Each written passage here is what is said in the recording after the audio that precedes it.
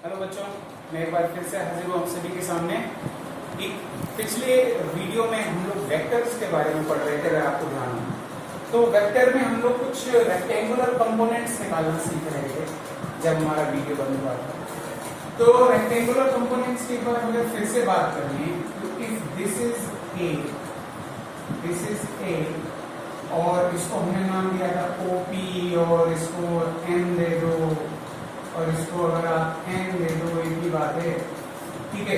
तो this will be treated as horizontal component which is known as AX and this will be treated as vertical component which will be called AY because ये y की direction में है।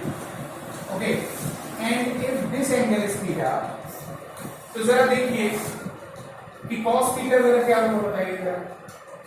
cos theta होता है base upon hypotenuse, okay, यानी OM divided by hypotenuse OP। तो OM की जगह AX लिख देते एंड ये A हो गया, तो AX will be equals to A cos theta. Okay, now sin theta will be equals to आपका क्या हो जाएगा, परपेंडिकुलर अपॉन हाइपोटेन्यूज। परपेंडिकुलर यहाँ क्या है, PM which is equals to OM, ठीक है। तो PM which is equals to OM which is equals to PM upon लिख दीजिए पहले, ये आपका OP, इसको हम क्या कह सकते हैं, ON डिवाइडेड बाय OP, और इसको आप कह सकते हैं AY अपॉन A। तो AY will be equals to A sin theta. तो चलिए आप जरा एक चीज देखिए कि यहां पर इस इक्वेशन नंबर 1, इक्वेशन नंबर 2, इन दोनों को जरा ऐड करिए, squaring and adding equation number 1 and 2। हमने जरा किया कि देखिए क्या होता है, ये हो जाएगा AX square plus AY square, ये कौन सा हुआ, LHS में स्क्वायर ऐड दिया। राइट में A square sine square theta plus A square cos square theta, और यहां से A स्क्वायर अगर कॉमन ले लिया तो sine square theta plus cos square theta, तो ये बना AX का स्क्वायर प्लस AY का स्क्वायर। तो A will be equals to under root, हम ये कह सकते हैं, देखो ये तो 1 हो जाएगा, है ना बेटा, ये 1 हो जाएगा sign square theta plus cos square theta. ये क्या हो जाएगा, अंडर रूट AX का स्क्वायर प्लस AY का स्क्वायर। ओके, तो चलिए इसी फ्रॉम इक्वेशन 1 एंड 2 से फिर से हम जाएं, इनको जरा डिवाइड करके देखो। डिवाइडिंग इक्वेशन 1 इक्वेशन 2 बाय 1 कर दीजिए, तो क्या हो जाएगा नीचे, AY will be equals to A sin theta, ये था, और AX कितना है भैया, AX है आपका A cos थीटा, ये कट गया। sin theta upon cos theta क्या बचा, tan theta will be equals to AY upon AX। तो इससे आप थीटा की भी वैल्यू निकाल सकते हैं, tan inverse AY upon AX। ये कह दो सर ये इनवर्स क्या है, ये मैथमेटिक्स में आप लोग इनवर्स ट्रिग्नोमेट्री में 11th की क्लास में पढ़ेंगे, ठीक है। तो थीटा को यहाँ रखकर tan इनवर्स इसको बोल सकते हैं, ठीक है। तो इतना नोट डाउन कीजिए, फिर आगे हम लोग आगे बढ़ते हैं। देखिए बेटा, अगर 3 डायमेंशंस की बात आ जाए, for 3 dimensions motion, 3D motion की अगर हम बात करें, मतलब AX तो है ही, AY तो है ही, AZ भी अगर शामिल हो जाए, एक Z एक्सिस भी शामिल हो जाए, मतलब ये क्या हो जाए, A vector will be equals to AX I cap plus AY J cap plus AZ K cap.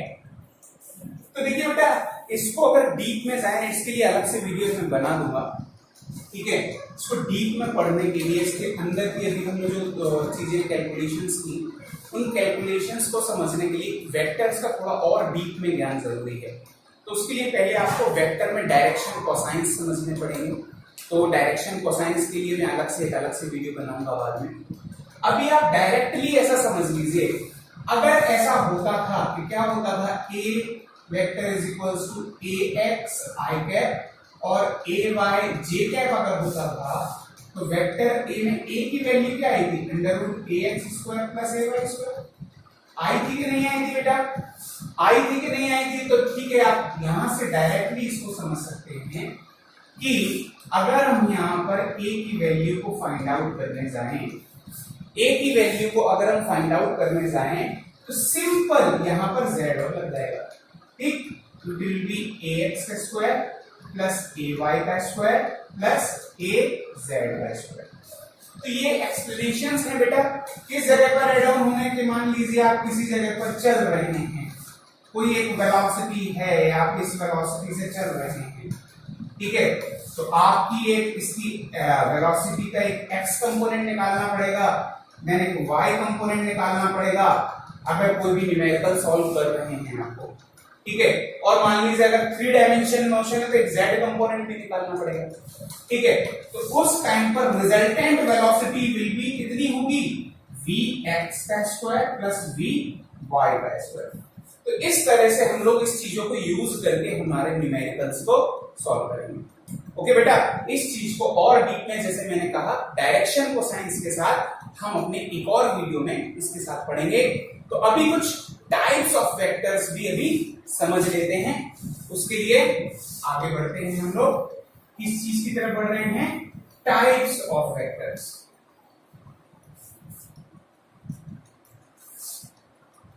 Types of vectors. हमने एक जीरो वेक्टर पढ़ा था, नल वेक्टर पढ़ा था, और भी क्या क्या चीजें होती हैं। इस चीज के लिए आइए चले चलते हैं हॉस्पिटल। चलिए बेटा, अभी हम लोग पढ़ने जा रहे हैं टाइप्स ऑफ वेक्टर्स के बारे में। तो टाइप्स ऑफ वेक्टर्स के बारे में हम लोग लाइन से पढ़ेंगे कि क्या क्या हैं टाइप्स ऑफ वेक्टर्स। तो सबसे पहला होता है आपका पोलर वेक्टर।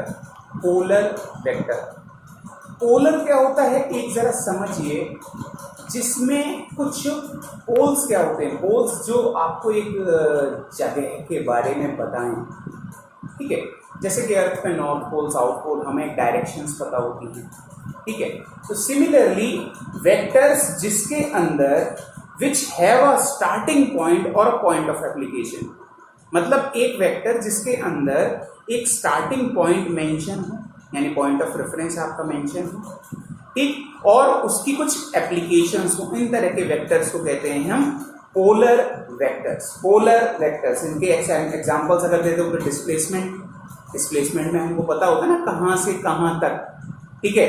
दूसरा होता है वेलोसिटी, फोर्स, लीनियर मोमेंटम, ये सभी आपके जो है पोलर वेक्टर्स के एग्जांपल, ठीक है। चलिए अगला होता है axial vectors. Axial vectors means होता है एक्सिस, मतलब कोई एक चीज की एक्सिस, यानी हिंदी में कहते हैं धुरी। अब ये होती क्या है, सपोज अगर कोई चीज घूम रही है, जरा इमेजिन करो कि कोई चीज घूम रही है, ठीक, तो एक एक्सिस के अराउंड वो चीज घूम रही होती है, ठीक। अर्थ भी अगर घूम रही है, अगर कोई बॉल पकड़ के ऐसे घूम रही है, तो एक एक्सिस होगी जिसके अराउंड वो चीज घूम रही होगी। अगर वो बॉल झुकी, इस तरह से घूमना चालू कर दी, तो एक्सिस भी झुक जाएगी भैया। आपने देखा होगा लट्टू को घूमते हुए, वो सीधा भी घूमता है, फिर टेढ़ा होकर भी घूमने लगता है। जब टेढ़ा हुआ तो उसकी क्या हो गई, एक एक्सिस टेढ़ी हो गई जिसके अराउंड वो घूम रहा था, ठीक है। तो दैट इज, उन तरह के वेक्टर्स को बोलते हैं एक्सियल वेक्टर्स, जो एंगुलर के केस में होते हैं। एंगुलर यानी रोटेशनल मोशन जिस तरह से उसके अंदर हो रहा होता है। तो रोटेशनल मोशन के एग्जांपल्स क्या होंगे भैया, एंगुलर वेलोसिटी, एंगुलर डिस्प्लेसमेंट। तो जितने भी ये सारी चीज जो आपके रोटेशनल मोशन में अगर कोई चीज होगी, तो रोटेशनल मोशन में भी कोई ना कोई वेलोसिटी होगी, रोटेशनल मोशन में भी कोई ना कोई डिस्प्लेसमेंट होगा, that will be angular displacement, ठीक है। फिर एक फोर्स लगेगा जो घुमाता है, चीजों को जो घुमाता है उसको कहते हैं मोमेंट ऑफ फोर्स, आगे जाके पढ़ेंगे हम लोग, उसको कहते हैं टॉर्क। ठीक है, तो ये दो आपके टाइप्स ऑफ वेक्टर्स आ गए। अब कुछ वेक्टर की एलजेब्रा के बारे में बात कर ले। एलजेब्रा इन वेक्टर्स, अगर हम ये बात करें इनकी डेफिनेशंस इसमें क्या क्या आती हैं जरा ये समझिए। तो सबसे पहले इक्वल वेक्टर्स। तो इक्वल वेक्टर्स सिंपल से भैया दो वेक्टर जिनके मैग्नीट्यूड इक्वल हो and they both have the same direction, so both the vectors are said to be equal vectors. फिर उसके बाद क्या कहेंगे, नेगेटिव वेक्टर। अगर कोई एक वेक्टर जिसकी डायरेक्शन ये है, ठीक, दूसरा वेक्टर जिसकी डायरेक्शन जस्ट अपोजिट डायरेक्शन है, मैग्नीट्यूड सेम है, जस्ट अपोजिट है, तो हम ये कह देंगे कि चूंकि डायरेक्शन अपोजिट है तो हम ये बोलेंगे कि एक पर्टिकुलर डायरेक्शन को आपने अगर पॉजिटिव माना है तो उसके अपोजिट की डायरेक्शन को आपको नेगेटिव लेना पड़ेगा बेटा। ओके, तो those type of vector are known as negative vector. तीसरा मॉड्यूलस ऑफ वेक्टर, यानी ए वेक्टर जो दिया है उसको अगर हम मॉड्यूलस के फॉर्म में बंद कर दें, उसकी वैल्यू आपको पता है, मैं पहले बता चुका हूं क्या होती है, अंडर रूट जो भी होती है आपका एक्स के साथ वाले का स्क्वायर प्लस वाई के साथ वाले का स्क्वायर। ठीक है, फिर आते हैं आपके मॉड्यूलस ऑफ वेक्टर के बाद आते हैं को इनिशियल वेक्टर्स। को इनिशियल वेक्टर्स क्या होते हैं, जिनकी स्टार्टिंग पॉइंट सेम हो, यानी कई सारे वेक्टर्स जो क्या कर रहे हो, जो चले तो हों बट सभी का स्टार्टिंग पॉइंट क्या हो, सेम हो। So all those vectors are known as coinitial vectors. ठीक है, फिर इसके बाद आते हैं कोटर्मिनस वेक्टर्स। कोटर्मिनस वेक्टर्स क्या होते हैं कि भैया एक वेक्टर यहां से आया, एक वेक्टर यहां से आया, ये यहां पर टर्मिनेट हो गए, दोनों टर्मिनेट हो गए, खत्म हो गए, और इस जगह से एक नया वेक्टर शुरू हुआ, तो यानी इनका रिजल्टेंट एक नया वेक्टर बना उस पर्टिकुलर पॉइंट से जहां पर ये टर्मिनेट हुए थे। तो उस नए वेक्टर को, उन तीनों वेक्टर्स को आप ऐसे समझ लीजिए, उन तीनों वेक्टर्स को हम बोलेंगे कोटर्मिनस वेक्टर्स। ठीक है, तो हम ये बोलेंगे those vectors which have a common terminal point, you can say that.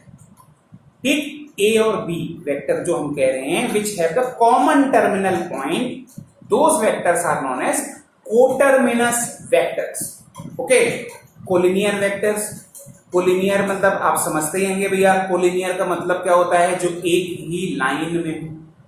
ठीक है, अगर दो वेक्टर एक ही लाइन के अंदर पाए जा रहे हैं, इस लाइन में हमने यहां से यहां तक ड्रॉ किया हुआ ए वेक्टर, यहां से यहां तक ड्रॉ किया हुआ बी वेक्टर, तो those vectors are known as collinear vectors. चलिए नेक्स्ट है आपका कोप्लेनर वेक्टर। तो भैया हम ये कह रहे हैं प्लेन, हमने बात बताया हुआ है आपको, एक्स वाई प्लेन क्या होता है, वाई जेड प्लेन क्या होता है, एक्स जेड प्लेन क्या होता है। अगर एक ही प्लेन के अंदर कई सारे वेक्टर्स आने हैं, एक ही प्लेन के अंदर कई सारे वेक्टर्स आने हों, जैसे कि हमने ए बी ड्रॉ कर दिया, बी सी ड्रॉ कर दिया, ये अलग ड्रॉ कर दिया, ये अलग ड्रॉ कर दिया, ये सारे वेक्टर्स एक ही प्लेन है, एक ही बोर्ड पर आपको दिखाई दे रहे हैं, चाहे वो ए बी हो, चाहे वो बी सी हो, चाहे वो सी डी हो, चाहे वो डी ई हो, चाहे वो ई एफ ओ समथिंग कुछ भी हो। उन सभी वेक्टर्स को आप ऐसा समझ लीजिए जिनको हम एक बोर्ड पर ड्रॉ कर सकें, उन सभी वेक्टर्स को हम बोलते हैं कौन से, कोप्लेनर वेक्टर्स, मतलब वो एक ही प्लेन में लाई कर रहे हैं। चलिए भैया हमारी नेक्स्ट डेफिनेशन क्या है, किस चीज की, हम बोलेंगे फिक्स्ड वेक्टर। ठीक है, तो और इसका दूसरा शब्द भी है लोकलाइज्ड वेक्टर। तो वेक्टर फिक्स्ड कब होगा, अ वेक्टर हुज इनिशियल और स्टार्टिंग पॉइंट इज फिक्स्ड, मतलब उनका एक, हाँ जी बेटा, तो हम बात कर रहे थे फिक्स्ड वेक्टर की। फिक्स्ड वेक्टर कौन सा वेक्टर होता है, जिसका स्टार्टिंग पॉइंट क्या हो, एक फिक्स हो के भैया हम तो यहीं से शुरू